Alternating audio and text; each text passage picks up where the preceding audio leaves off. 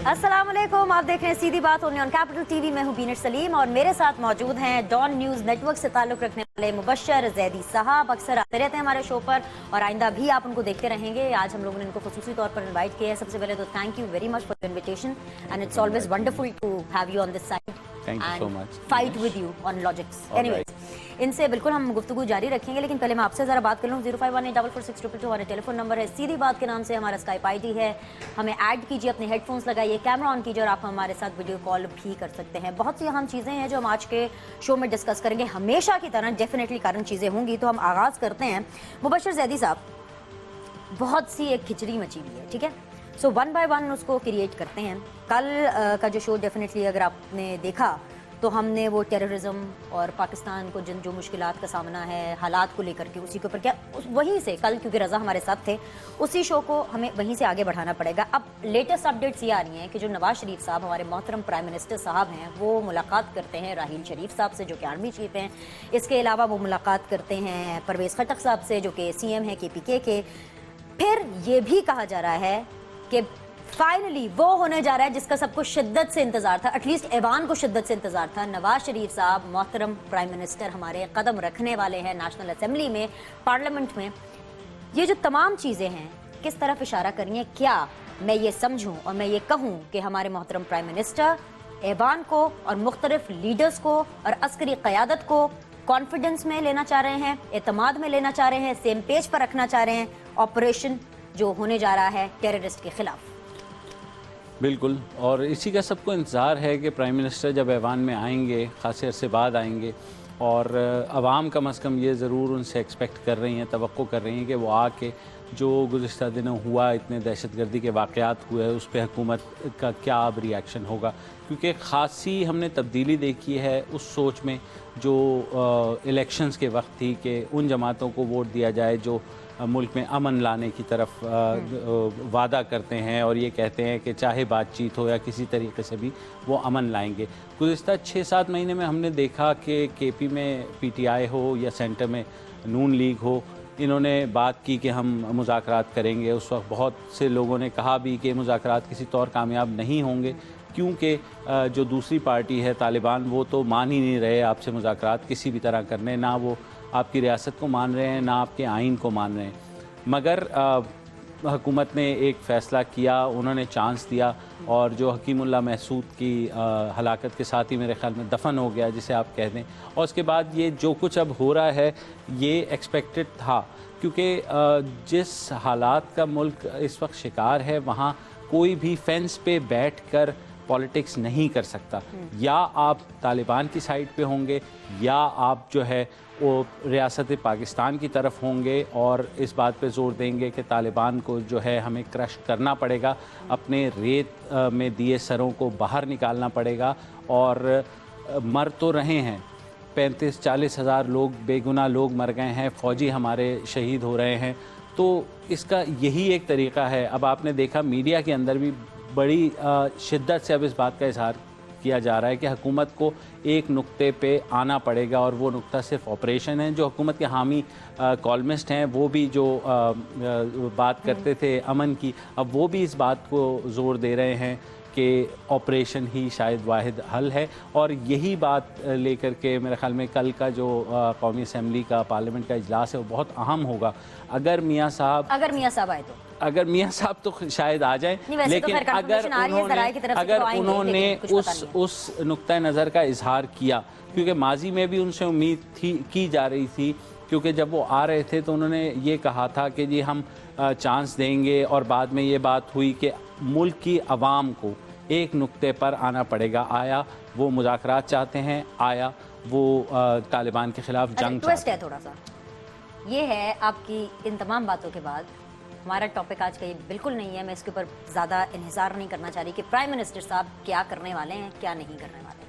मेरा आज का टॉपिक जो ज़्यादा जिस पे मैं फोकस करना चाह रही हूँ वो ये है कि we are talking about operation against the terrorist. जब हम ऑपरेशन अगेंस्ट द टेररिस्ट की बात करते हैं, इरेडिकेशन के लिए कि दहशतगर्दी का खात्मा हो, पाकिस्तान महफूज हो, उसमें अमन कायम हो, तो फ्रैंकली स्पीकिंग मारेंगे, मैं जानती हूँ आप मुझे, क्योंकि आप कहेंगे बिनेश ये तो बहुत अर्ली है, तुम जाहिल हो, लेकिन मुझे ये जाहिलियत मंजूर है 100% ये ऑपरेशन सक्सेसफुल नहीं हो सकता। मैं आपको अर्ली ये कह रही हूँ। मेरे मुंह में खाक, अल्लाह करे हो जाए, अगेन बोल रही हूँ, मेरे मुंह में खाक इसलिए नहीं होगा क्योंकि जब हम ऑपरेशन की बात करते हैं तो एक सोच है जो कि पिछले कुछ अरसे में पाकिस्तान में परवान चढ़ी है। लॉजिक दे देती हूँ, समझा देती हूँ।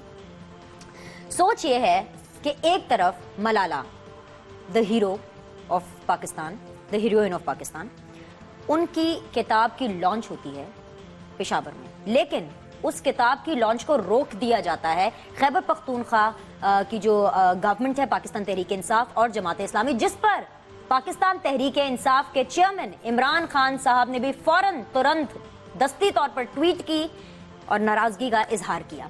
एक ये सोच है जो कि मलाला की किताब को लॉन्च करने से रोक रही है।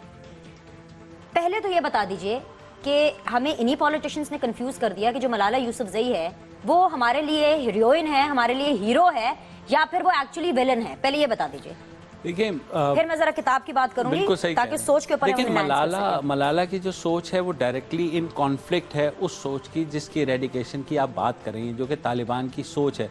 आपने बिल्कुल सही कहा कि ऑपरेशन फुली कामयाब नहीं हो सकता क्योंकि आप अफराद तो मार सकते हैं मगर वो सोच ज़िंदा रहेगी जो लाल मस्जिद के बाद भी रिपरकशंस के तौर पर सामने आई और जो इस ऑपरेशन के बाद भी सामने आएगी।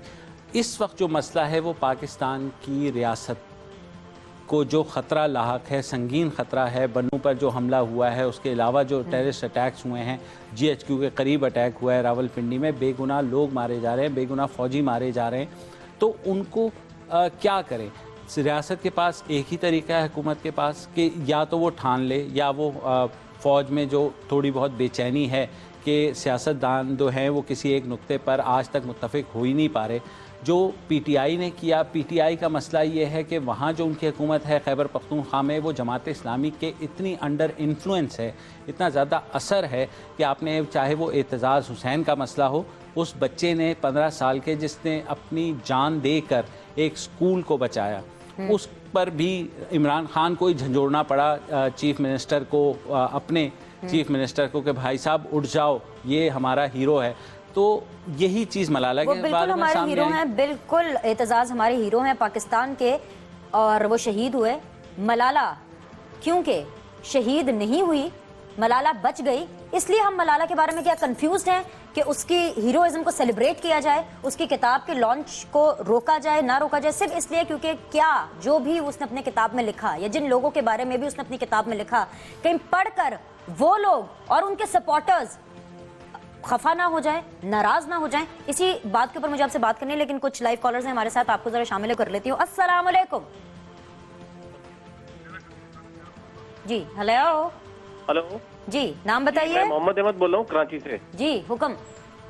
जी मेरा सवाल ये है कि जो हुकूमत होती है पूरे पाकिस्तान पे इसकी रेट होती है, तो ये जो हुकूमत है ये ग्रुप का जिक्र क्यों करती है? सिर्फ मुजरिमों का या दहशतगर्दों का जिक्र क्यों नहीं करती? सिर्फ मुजरिमों का ग्रुपों का जिक्र करती है, ये ग्रुप ऐसा है, ये ग्रुप ऐसा है। ये सिर्फ मुजरिमों और दहशतगर्दों के खिलाफ कार्रवाई करे, ग्रुपों से बालातर होके, जैसे कराची में हो रहा है। कराची में किसी भी सियासी जमात का जिक्र नहीं करते, सिर्फ सब ग्रुपों से बालातर होके फिर ऑपरेशन हो रहा है। ऐसे वहां पर भी करें, शुमाली वजीरिस्तान किसी ग्रुप का जिक्र नहीं करें, जो जुर्म कर रहा है उसके खिलाफ कार्रवाई करें। ठीक है अहमद साहब, मुबश्शिर साहब बिल्कुल इसके ऊपर मजीद एलैबोरेटेड जिसका आंसर देंगे आपका। आगे बढ़ते हैं, आप हमें देखते रहिए। अस्सलाम वालेकुम। सलाम जी भाई। बीबी मेरा आपसे एक सवाल है। सवाल आप करेंगे, लेकिन पहले नाम बताइए। मेरा नाम आबिद है, मैं डेरा गाजी खान से बोल रहा हूँ। जी अब कीजिए। हाँ जी, ये जो तालिबान के जो हमले हो रहे हैं पाकिस्तान में, लोग जगह जगह पर बड़े परेशान हैं। ये हुकूमत को चाहिए कि जो है ना, ये उलमा का वास्ते क्यों नहीं बुलाते, उलमा को इकट्ठा करें, सियासतदान मिलकर, ये क्यों नहीं करते ये काम? लोग मर रहे हैं, ऐसे लाखों की तादाद में लोग मर रहे हैं, खुश है, सियासतदान भी खुश है, उलमा भी खुश हैं, क्यों नहीं कॉन्फ्रेंस बुलाते इस्लामाबाद में? लाइव टेलीकास्ट होना चाहिए, इनको बुलाया जाए, इनको मुज़ाकरात की दावत दी जाए। आबिद साहब मेरे भाई, मेरे मोहतरम भाई, सोच आपकी बहुत अच्छी है, पर क्या करें, बहुत कॉन्फ्रेंसेस बुला ली, अब कुछ काम भी कर ले, एक्शन भी ले ले। खैर मुबश्शिर साहब इसके ऊपर फोकस करते हैं। जी अस्सलाम वालेकुम। वालेकुम अस्सलाम मैडम, क्या हाल है आपके? अल्लाह का शुक्र है मेरे भाई, नाम बताइए।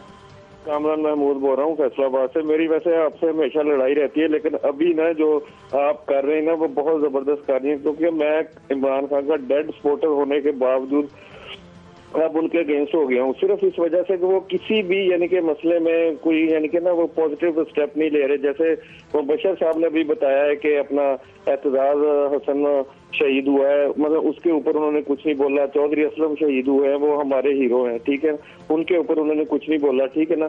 इसलिए मैं आपके जो यानी कि होते हैं ना, वो क्या उसे कहते हैं, उनका यानी कि कायल हो गया हूँ कि मतलब इनको बोलना चाहिए। एक घर में सबसे बड़ा है ना बंदा, उसको अफसोस नहीं करना चाहिए, उसको इनको खींचना चाहिए कि आप ये क्या कर रहे हैं। मतलब कि अभी बहुत अच्छी बातें कर रहे हैं कामरान साहब, आप बहुत देर की मेहरबानी, वक्त लगता है आपको समझने में, लेकिन देर आए दुरुस्त आए, समझ आपको आ ही जाती है। मजीद हम इस बारे में बात करते, बड़ी खुशी हुई मुझे आज आपसे बात करके। जाहिर सी बात है, आप जब मेरी बातों के साथ इत्तेफाक करेंगे तो आई फील हैप्पी। छोटा सा ब्रेक लीजिए, let me enjoy my happiness with Mubashir for some time. वापस आते हैं, मिलते हैं आपके साथ और देखती हूँ कि फिर मजीद क्या मुबश्शिर साहब अपने तंज़िए देते हैं। Stay with us.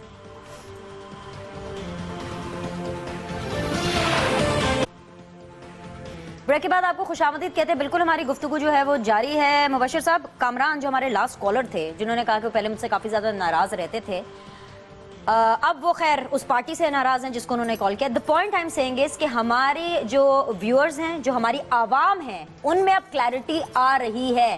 कामरान साहब डेफिनेटली, उन्होंने खुद एडमिट किया कि वो पाकिस्तान तहरीक इंसाफ के सपोर्टर थे, उन्होंने इमरान खान साहब को वोट किया, यानी कि पाकिस्तान तहरीक इंसाफ को वोट किया। क्लैरिटी आएगी पाकिस्तान तहरीक इंसाफ में। मुझे ये 11 मई वाली पाकिस्तान तहरीक इंसाफ नहीं लग रही है। जानती हूँ इमरान खान साहब को बहुत नागवार गुजरेगा, लेकिन 11 मई को जो एक पार्टी आई थी, जब आपने भी इलेक्शंस में देखा होगा कि लोग बाहर निकले थे, एक मॉडरेट क्लास बाहर निकली थी और हम ये समझ रहे थे कि एक मॉडरेट पार्टी है, हमारे पास एक और ऑप्शन है।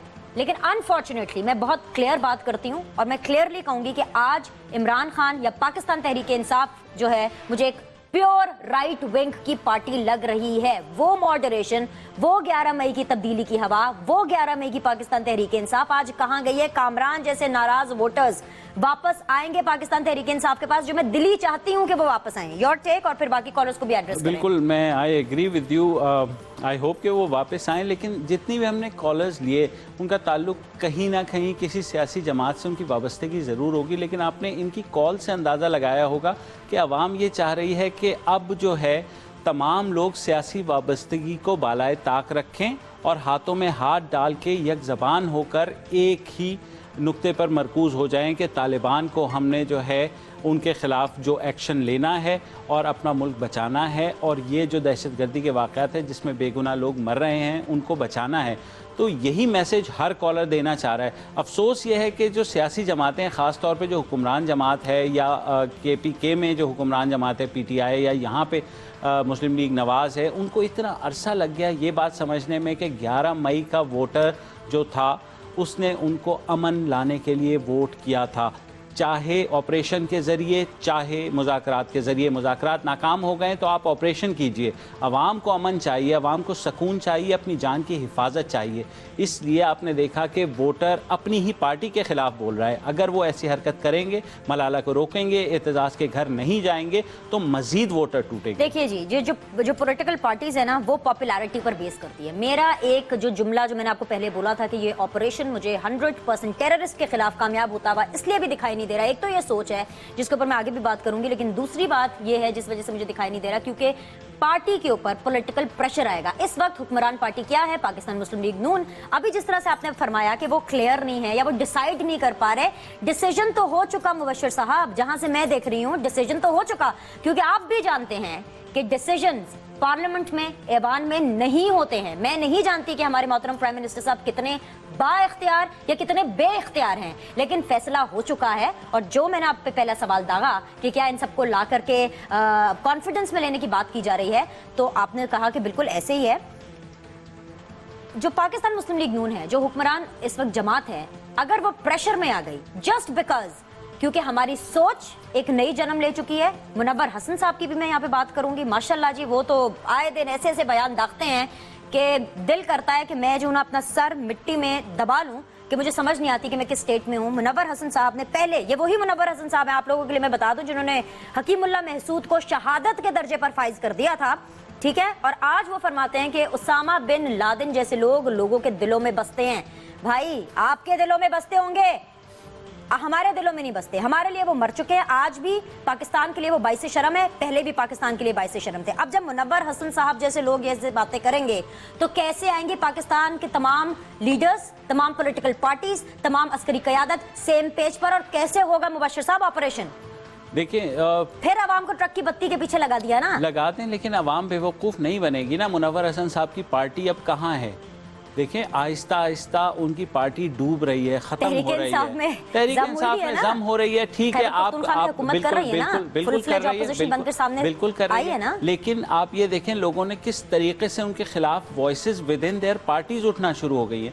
अब तो चाहे पीटीआई के खुद सपोर्टर्स आपको फ़ोन करके बता रहे हैं कि हम अपनी पार्टी के इस एक्शन के अगेंस्ट हैं। इमरान खान को एक्शन लेना पड़ रहा है अपनी हुक्मरान जमात के खिलाफ, वो बोल रहे हैं बार बार।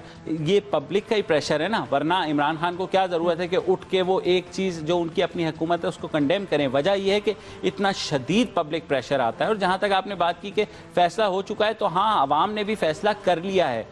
बात ये नहीं है, अगर सियासतदान आपस में लड़ते भिड़ते रहेंगे और अवाम के आंखों में धूल झोंकते रहेंगे तो फिर अवाम कहेंगे उन फैसला साज कुव्वतों को कि आप जाइए और ऑपरेशन कीजिए।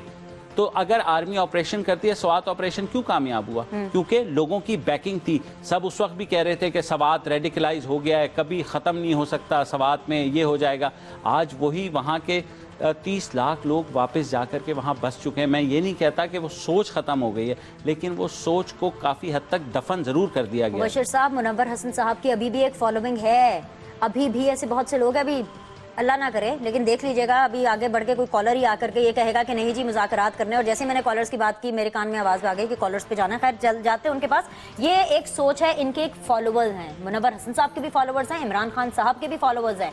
हो सकता है, और जो कि हम देख भी रहे हैं कि इमरान खान साहब के कुछ फॉलोअर्स नाराज हैं, लेकिन सारे नहीं, फिर भी बहुत से ऐसे लोग हैं जो उनको फॉलो करते हैं। लेकिन डिफरेंस है ना, आप ये देखिए खैबर पख्तूनख्वा, आफ्टर ऑल नवाज शरीफ ने चौथी बारी भी आना है कि नहीं आना, तीसरी बारी तो आ गए, उनको तो चाहिए वोट्स। अगर इस तरह का पॉपुलर चीज चलेगी जो कि आप ये कहेंगे कि जी दहशतगर्दों को आप स्टेक होल्डर्स बना दें, या दहशतगर्दों से आप खौफजदा रहेंगे, या दहशतगर्दों के बारे में आप कंफ्यूज्ड रहेंगे, तो फिर 1 साल 2 साल 5 साल 10 साल, जो मैंने कल भी बोला, ऑपरेशन या दहशतगर्दी पाकिस्तान में खत्म नहीं हो सकती। मुझे इजाजत दीजिए, कॉलर्स की तरफ बढ़ने दीजिए, फिर मैं आपकी तरफ आती हूँ वापस। अस्सलाम वालेकुम। वालेकुम अस्सलाम। जी, मेरा मुबश्शिर साहब से एक सवाल है मलाला यूसुफजई के हवाले से। पहले नाम बताइए फिर सवाल। मोहम्मद सलीम, लाहौर से। जी सलीम साहब। मुबश्शिर साहब से एक सवाल है मलाला यूसुफजई के हवाले से। जी फरमाइए। सर, मुझे एक बात की समझ नहीं आती कि मलाला यूसुफजई को इतना हाईलाइट कर रहे हैं आप। इतना तो हमारा वजीर आजम भी हाईलाइट नहीं है, ना सदर है, ना कोई हो रहा है। हाईलाइट होने के लिए सलीम भाई, मेरे भाई, काम करना पड़ता है। मुबश्शिर साहब तो उसका जवाब देंगे ही देंगे। सॉरी मुबश्शिर साहब, तीली लगा दी आपने, मुझे लाइन पे रहिएगा, जाइएगा नहीं। हाईलाइट होने के लिए काम करना पड़ता है। प्राइम मिनिस्टर साहब तो अभी सोच विचारी कर रहे हैं, तो उनके बारे में तो हम जिक्र करेंगे। मलाला ने गोली खाई है, सरवाइव किया है, जिंदा रही है, किताब लिखी है, हकाइक से पर्दे उठाए हैं, क्यों ना बात करें मलाला के बारे में? मुबश्शिर साहब, आपका टेक लेते हैं। वो पाकिस्तानी कौम की फर्द है, उसको राइट है। मैं कल को कोई किताब लिखूं और आप कहें कि मैं आपकी किताब बैन कर रही हूं, उसमें क्या ऐसा लिखा हुआ है मुझे बता दीजिए। उसमें यही तालिबान के खिलाफ सोच बयान की गई है। मैं ये नहीं कहता कि शायद उसकी सारी बातें जो है बिल्कुल सही होंगी, लेकिन आप किसी का राइट, वो पेशावर यूनिवर्सिटी में हो रहा था, वो अमेरिकन एम्बेसी में कोई लॉन्च नहीं हो रही थी कि आप जाकर के उसे रोक दें। ये सिर्फ वही सोच रखने वाले लोग एक बच्ची की सोच से खौफजदा हो रहे हैं। आज मुझे मलाला की वो बात याद आ गई कि बंदूकों वाले निहत्ती मलाला से डर गए हैं। इसके ऊपर मजीद बात करते हैं, मुझे मजीद और कुछ लाइव कॉलर शामिल करना है। मैं जज्बाती हो गई थी, सॉरी जिन लोगों को वेट करना पड़ा। अस्सलाम वालेकुम। वालेकुम अस्सलाम। बीना साहिबा तैयब बोल रहा हूँ गुजरावाला से। जी तैयब साहब। आपके पहले नंबर पे तो आपके बहुत बड़े फैन है जनाब, और दूसरे नंबर पर मुबश्शिर साहब से मैंने ये पूछना है कि ये मुनव्वर हसन साहब बहुत ज्यादा फॉलोअर्स हैं इनके, और ये इमरान खान साहब, इनके भी बहुत ज्यादा फॉलोअर्स हैं। मुझे आप ये बताएं कि जब ये इतनी बड़ी 2 पार्टियां नवाज शरीफ को कोई डिसीजन नहीं लेने दे रहे, तो किस तरह ये एक्शन होगा, या किस तरह ये सारा कुछ, किस तरह मामला चलेंगे? हम तो दुनिया की नजर में तमाशा बने हुए हैं। जी चाहता है जिधर को मर्जी मुंह उठा के चल पड़ता है, कोई धरने दे रहा है। धरनों के लिए ये दोनों पार्टियां पहले से मशहूर है। सही ठीक कह है रहे हैं, तैयब साहब, बिल्कुल बिल्कुल हम भी आपकी यही I बात really करने की कोशिश appreciate। कर रहे हैं। बिल्कुल आपको आपकी बात का जवाब मिलेगा। मुबश्शिर साहब आपको देते हैं अभी थोड़ी देर में, आप हमें देखते रहिए। अस्सलाम वालेकुम। अस्सलाम वालेकुम बिनेश बेटा, अस्सलाम वालेकुम। आपको पहले मैं मुबारकबाद देता हूँ कि आप बेलगाम नहीं, आप एक मोहब्बे वक्त पाकिस्तानी हैं, मोहब्बे वतन पाकिस्तानी हैं आप। Thank you. दूसरी बात यह है कि हमारे सामने दो सोचें हैं, एक मलाला यूसुफजई की सोच है और एक हमारे सामने एतजाज हसन की सोच है। दोनों सोचें जो हमें लीड ले जाती हैं वो इस बात से ले जाती हैं कि हमारे ये MNA या MPA बनना ये कोई क्वालिफाई नहीं करता कि वो वॉर स्ट्रेटेजी को जानते हैं। ये वो लोग हैं जो आगे ना तो इनको मालूम होता है कि वॉर स्ट्रेटेजी क्या है, क्या असरात बाद में आएंगे, क्या पहले आएंगे। इनको पहले तो मैं आपके चैनल के जरिए से तमाम चैनल्स को देता हूँ, ये पैगाम देता हूँ कि खुदारा इन लोगों को बुला के बहस मुबासे में लोगों को कंफ्यूज ना करें, आवाम को कंफ्यूज ना करें। स्पेशलिस्ट लोग हैं हमारे पास। मैं मुबश्शिर जैदी साहब को बहुत मुबारकबाद दे रहा हूँ। आपके इजहार रोवी साहब से बहुत बेहतर शख्स आए हैं और ये इनकी सोच बिल्कुल वही है। जो हमें नुकसान दे रहे हैं, जो हमारे बच्चों को मार रहे हैं, उनके साथ हमें लड़ना होगा। जावेद साहब आपका मौक़िफ़ हमें मिल गया, थैंक यू सो मच। आपकी बात के ऊपर मजीद तज्जिया दें। मुबश्शिर जैदी साहब आपके फेवरेट आज तो बल्ले बल्ले हो गए मुबश्शिर जैदी साहब के लिए भी। मिलते हैं एक छोटी सी ब्रेक के बाद, will be right back.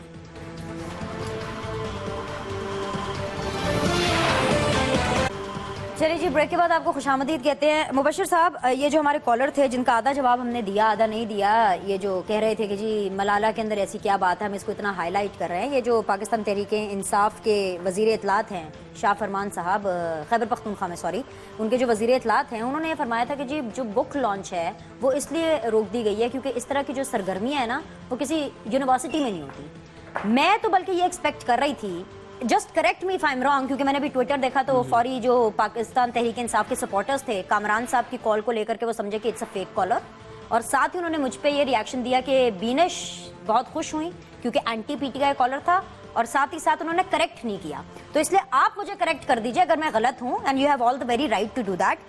Pakistan Tehreek Insaf ने ये कहा था कि वो जो गवर्नर हाउस है वो उसको लाइब्रेरी का दर्जा देंगे, ऐसा कहा था उन्होंने। तो क्या ये किताब की रूनुमाई, किताब की जो लॉन्च थी उस गवर्नर हाउस में नहीं हो सकती थी? अगर यूनिवर्सिटी में नहीं करना चाहते तो उसकी वट एवर रीजन, तो फरमान साहब जो है, ये जो शाह फरमान साहब हैं, ये उधर गवर्नर हाउस में कराते, बल्कि CM हाउस में कराते। परवेज खटक साहब अगर खुद करते तो वाह जी, बल्ले बल्ले हो जाती, पता चलता कि जी लोगों का भी कोई हीरो है, कौम की बेटी है वो। बताइए। मेरे ख्याल में तो शाह फरमान और चीफ मिनिस्टर को तो डांट पड़ी गई इमरान खान की तरफ से, तो कहना, क्योंकि कंडेमनेशन जब हाईएस्ट लेवल से आ जाए, मेरे ख्याल में let's give benefit of the doubt. लेकिन मैं ये ज़रूर कहूँगा, देखिए कॉलर्स का आप विजडम देखें। मैं ये कहता हूँ कि पाकिस्तानी अवाम किस कदर अवेयर है और वो समझते हैं कि इस वक्त कौम को, कौमी जो हमारी लीडरशिप है उसे क्या करना चाहिए। मेरा तो ख्याल है कि बजाय सियासतदानों को कुछ करने के, कम से कम ये प्रोग्राम ही देख लें या व्यूअर्स के व्यूज़ ही सुन लें, तो शायद उन्हें पता लग जाए कि जो चीज़ उन्हें बॉदर कर रही है, जिस चीज़ के ऊपर वो अपना जहन नहीं बना पा रहे, वो पाकिस्तानी अवाम कब का बना चुके हैं।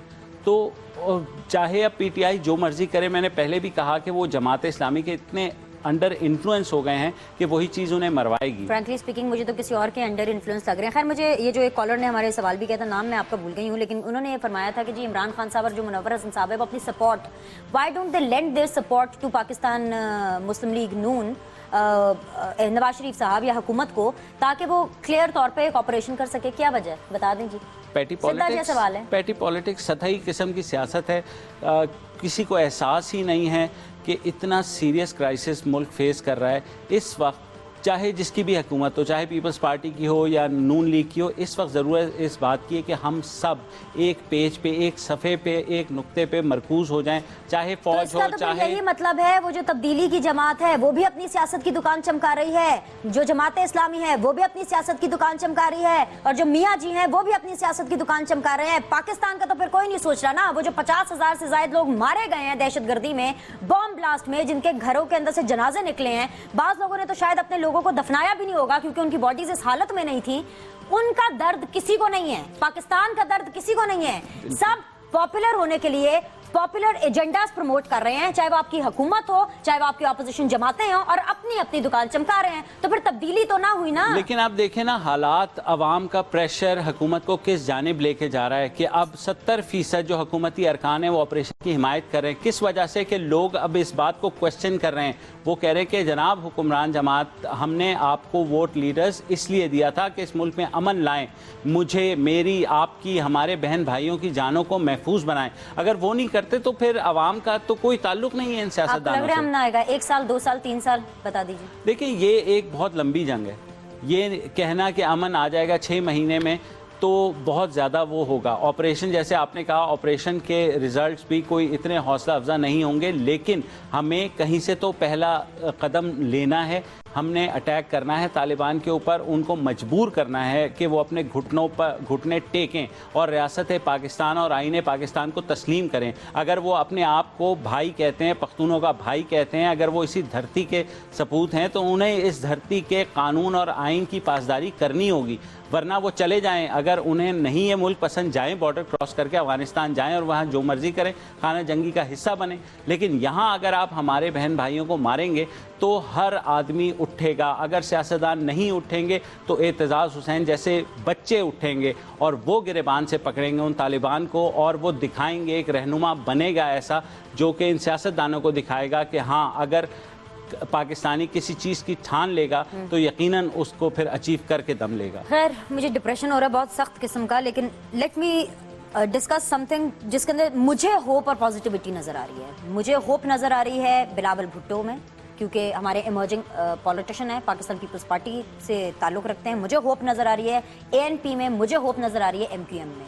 उसकी एक बहुत बड़ी वजह यह है, ये नहीं कि मैं पर्सनली, लेट मी रिपीट, कि मैं पर्सनली इन पार्टीज को सपोर्ट करती हूँ, इसलिए मुझे इन पार्टीज में होप नजर आ रही है। बिलावल भुट्टो जो कि अभी इमर्जिंग पॉलिटिशियन है, अभी वो, उनके पास कोई मिनिस्ट्री नहीं है, अभी वो किसी पार्लियामेंट का हिस्सा नहीं बने हैं, उनके बयान में एक कंसिस्टेंसी और एक क्लैरिटी नजर आ रही है। और ये वही क्लैरिटी, ये वही कंसिस्टेंसी है, ये वही सोच है जिससे आप उम्मीद करते हैं कि पाकिस्तान आगे बढ़ सकता है। उनका स्टांस, जो कि मैंने कहा कि बहुत क्लियर और कंसिस्टेंस है। उन्होंने एक गैर मुल्की खबररसा इदारे को इंटरव्यू दिया और बहुत क्लियर इंटरव्यू दिया। उनका वही स्टांस था जो मैं 11 मई या शायद उससे भी पहले से सुनती आ रही हूँ, देखती आ रही हूँ कि दहशतगर्दों को लेकर के उनका ये स्टांस रहा है। वो ये कहते हैं कि हम डिवाइडेड हैं, इस वजह से दहशतगर्द जो है वो हम पर हावी हैं। जो लीडर्स हैं, पाकिस्तान के कुछ लीडर्स हैं जो पाकिस्तान की आवाम को गुमराह कर रहे हैं, असल में वो लीडर्स खौफजदा हैं, असल में वो लीडर्स कंफ्यूज्ड हैं। बिलावल भुट्टो ने उन लीडर्स का नाम नहीं लिया, लेकिन जैसे एज वी टॉक, और उससे पहले भी मैं बात कर चुकी हूँ, जब उनका ये इंटरव्यू था, जब उनका इंटरव्यू यहाँ हमारे तक पहुंचा, जब हमने देखा तो मुझे पता चल गया वो किन लीडर्स की बात कर रहे हैं। एकदम 100% करेक्ट कह रहे हैं कि लीडर्स खौफजदा हैं, लीडर्स क्लियर नहीं हैं, और वही बात अवाम को ट्रक की बत्ती के पीछे लगा दिया। मुझे बस एक चीज का जवाब दे दीजिए कि बिलावल भुट्टो जिन्होंने अपनी माँ को खोया है, अगर वो डरते नहीं हैं तो फिर बाकी पॉलिटिशियंस जो गुमराह कर रहे हैं, जो कंफ्यूज्ड हैं, जो खौफजदा हैं, वो किस वजह से खौफजदा हैं? वो इस वजह से खौफजदा हैं कि तालिबान कहीं उनको मार ना दे। खैबर पख्तूनख्वा की गवर्नमेंट प्लीज़ करना चाह रही है तालिबान को कि वो खैबर पख्तूनख्वा में अटैक ना करें। पंजाब की हुकूमत उनको प्लीज़ करना चाह रही है कि वो पंजाब में, हर कोई अपनी अपनी स्किन सेव कर रहा है यहाँ पे। बिलावल भुट्टो बहुत अच्छी बात है, मैं खुश होता अगर वो अपने पापा जरदारी और अंकल यूसुफ रज़ा गिलानी से भी पूछ लेते कि जितने 5 साल उन्होंने क्या किया दहशतगर्दी के ख़िलाफ़ जंग में, और वहाँ क्या स्टांस लिया, और साथ ही अपने अपोजिशन लीडर जो कि उनकी पार्टी के लीडर हैं खुर्शीद शाह, जिन्होंने 5 साल के बाद ये कहा कि ये हमारी जंग नहीं है, अमेरिका की जंग है। तो मेरे ख्याल में बिलावल भुट्टो जरदारी को खुर्शीद शाह से भी पूछना चाहिए कि शाह साहब, आप हमारी पार्टी के लीडर हैं, हमारा एक स्टांस है और इस स्टांस के ख़िलाफ़ आप क्यों गए? तो ये कहना बहुत वो होगा कि मुस्लिम लीग नवाज़ की हुकूमत ही तमाम बुराइयों का जो है वो है, या वो बहुत ज़्यादा अमन की बात करते हैं। पीपल्स पार्टी ने भी पिछले 5 साल में कोई ख़ास कारकर्दगी नहीं दिखाई, इसी वजह से अवाम ने उनको रिफ्यूज़ किया और उन जमातों को वोट दिया जिन्होंने बड़े बुलंद बाग दावे किए कि हाँ जी हमें वोट दें, हम अमन लाएंगे, हम जो है दहशतगर्दी ख़त्म कर देंगे। खैबर पख्तूनख्वा की जो हुकूमत है वो इसलिए उनको सो कॉल्ड सपोर्ट करती है ताकि वो खैबर पख्तूनख्वा हुकूमत जो खैबर पख्तूनख्वा है उसके अंदर इस तरह की दहशतगर्द या मजमूम कार्रवाइयाँ ना कर सके, लेकिन वहाँ पे तो कार्रवाइयाँ नहीं रुकी हैं। इतना नीचे झुकने के बाद, उनके घुटनों के साथ लगने के बाद, उनका आशीर्वाद लेने के बावजूद भी लोग मर रहे हैं, अटैक्स वहाँ पर हो रहे हैं। पंजाब की बात करें, पंजाबी तालिबानाइजेशन, पंजाबी तालिबान की जो एक चीज़ है, एक टर्मिनोलॉजी है, वो भी बहुत ज़्यादा बढ़ गई है। पंजाब में भी अगर देखा जाए, ठीक है कदरें कम है, लेकिन ऐसा नहीं है कि वो रुके हैं। लेकिन अब नून लीग को समझ आ रही है ना, आप देखें नून लीग को समझ आ रही है। तहरीक इंसाफ फिलहाल एक बेबी पार्टी है, जो कि मुल्क की दो बड़ी पार्टियां बहरहाल नून लीग और पीपल्स पार्टी हैं। तहरीक इंसाफ को एक ख़ास सूबे तक का वोट दिया गया और उन्हें एक मैंडेट दिया गया लोगों की जानिब से कि वो अमन कायम करें। नून लीग ने 8 महीने के मुज़ाकरात के रट्टू तोते की तरह एक रट लगाने के बाद अब वो इस नतीजे पर पहुँचे हैं कि हाँ, मुज़ाकरात हल नहीं हैं। ये रियासत पाकिस्तान को दरपेश ख़तरात को सिर्फ ऑपरेशन के ज़रिए और आहनी हाथ के ज़रिए ही निपटा जा सकता है। मैं बहुत खुश हूँ, लेकिन मुझे डर लग रहा है, आप तो खुश हैं, मैं उदास हूँ मुबश्शिर साहब। मुझे डर लग रहा है कि ये सिर्फ नाम का ऑपरेशन होगा। अगर ऑपरेशन सही मानों में नहीं हुआ, बिकॉज हम में से तो कोई सेम पेज पर नहीं है। केपीके की जो हुकूमत है, जमात इस्लामी और पीटीआई जिन्होंने जॉइंटली अपनी हुकूमत बनाई हुई है, वो सेम पेज पर नहीं है, तो मुख्तलिफ पार्टी से ऑपरेशन करना है फौज ने, ऑपरेशन करना है फौज ने, और फौज ने हमेशा आपसे एक ब्रेक लेने दीजिए, क्योंकि नहीं तो बहुत डांट पड़ने वाली है। एक ब्रेक के बाद वापस आते हैं तो डेफिनेटली मैंने आप लोग की कॉल्स मिस की हैं, लेती हूँ मैं वापस आकर, और डेफिनेटली मुबश्शिर ज़ैदी साहब के साथ हमारी गुफ्तगू जारी रहेगी। इसलिए बता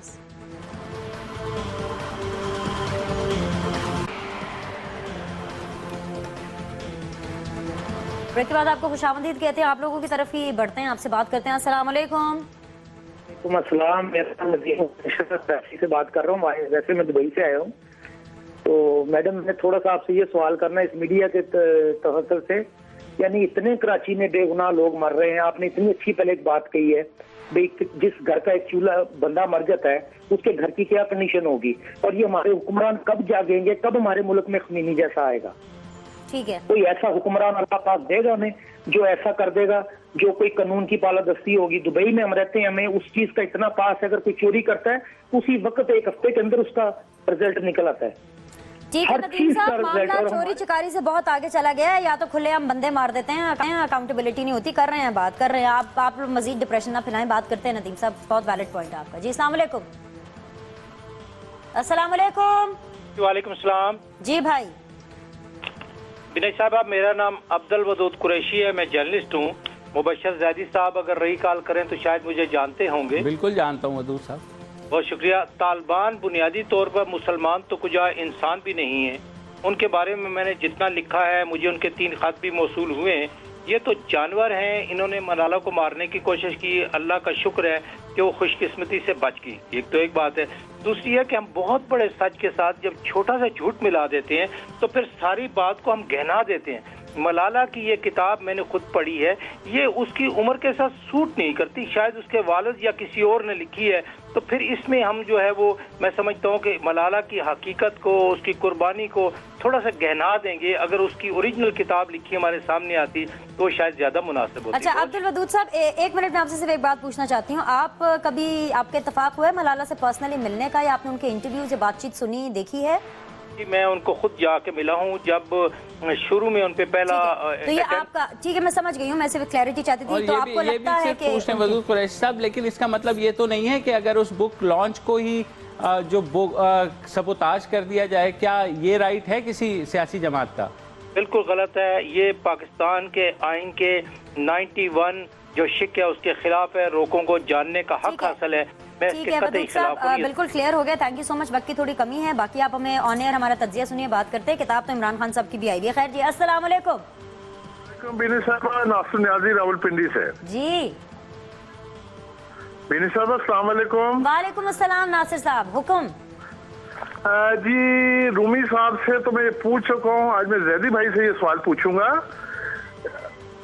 जी जी। ये सिक्योरिटी के हवाले से है कि हम एक कॉन्सेंसस पॉलिसी अगर बना लें, हाई टाइम है।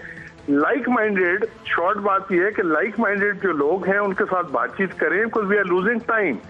6 महीने लगे, 20 महीने लगे, but we have to start on a certain policy, क्योंकि इसमें हम तालिबान के चक्कर में पड़े हैं। बीच में there many other people who are under cover doing this job, तो हम लाइक माइंडेड 100 में से 60-70 सेग्रीगेट करें, ये यकीनन हो सकता है अगर ये सही तरीके से करें। नासिर साहब, मैं थोड़ी सी कंफ्यूज हो रही हूँ। लाइक माइंडेड कौन से लोग, मतलब किन की बात करें? लाइक माइंडेड पॉलिटिशियंस की बात कर रहे हैं कि लाइक माइंडेड दहशतगर्दों की बात कर रहे हैं? किसकी बात कर रहे हैं आप? मैं लाइक माइंडेड कहता हूँ सब लोग एक फोरम पर आए, एक गवर्नमेंट एक फोरम पर लाए, उन्होंने दहशतगर्दों से जहां बातचीत हो सकती है जरूर करके एक हद तक उसको कट ऑफ पॉइंट दें, then we have to go for the action.